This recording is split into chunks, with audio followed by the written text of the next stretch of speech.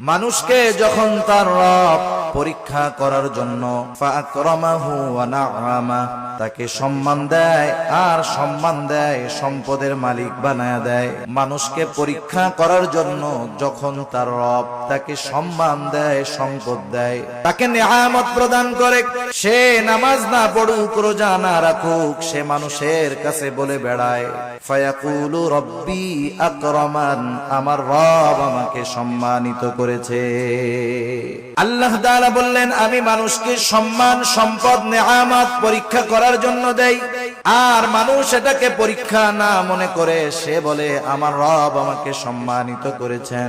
আল্লাহ তাআলা শুধু অভাব, কষ্ট, দুরবস্থা দিয়ে মানুষের পরীক্ষা নেন, বিষয়টা এমন নয়, বরং সম্পদ, সম্মান দিয়েও আল্লাহ তাআলা পরীক্ষা নেয়।